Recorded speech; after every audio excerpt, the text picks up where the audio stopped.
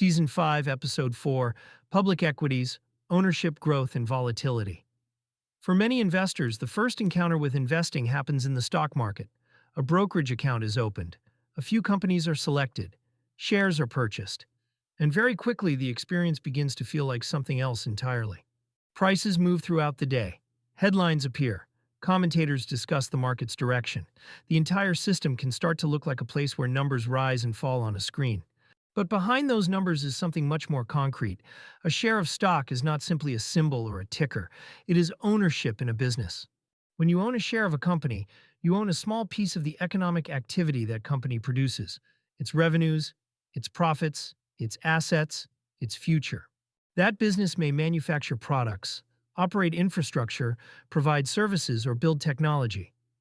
Whatever the activity, the underlying enterprise is engaged in the same thing every business attempts to do: create value that exceeds the resources required to produce it. When that happens consistently, the business generates profits, and those profits become the source of value for the owners. This is the foundation of public equities: ownership in productive enterprises. Once we see stocks this way, the volatility of the market becomes easier to interpret, because the price of a stock does not simply represent the current state of the business. It represents the market's constantly shifting expectations about the future of that business. Investors are continuously forming opinions about growth prospects, competition, economic conditions, and interest rates. As those expectations change, prices move, sometimes dramatically. But the underlying business usually changes much more slowly than the daily movement of its share price.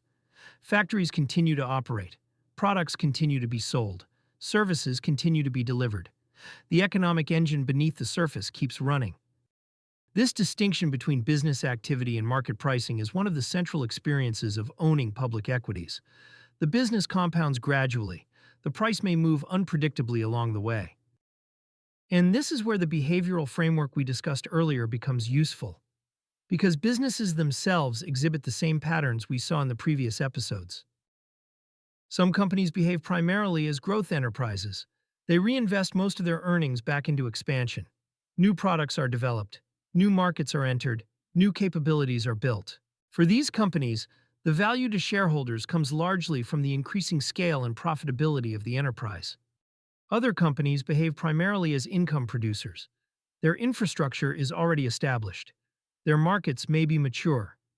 Instead of reinvesting most of their earnings, they distribute a significant portion of their profits to shareholders through dividends. And many companies fall somewhere in between. They reinvest some earnings to support continued growth while returning a portion of profits to owners. Growth, income, hybrid. The same three behaviors appear inside the world of public equities. Understanding this helps clarify something that often confuses investors.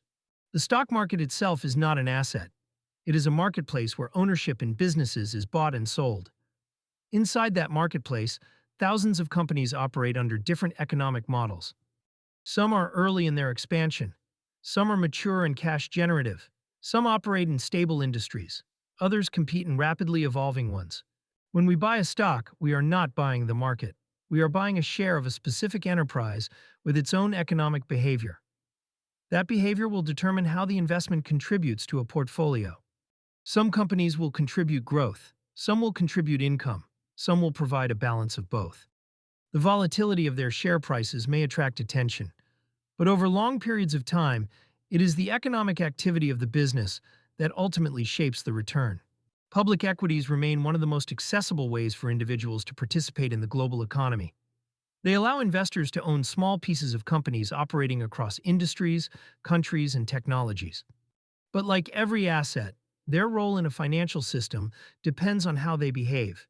And within the world of equities, one group of businesses deserves closer attention for investors interested in income. Companies that deliberately structure themselves to return a large portion of their profits to owners. Businesses whose economic behavior is designed not primarily around expansion, but around the steady distribution of cash. That's where we will turn next.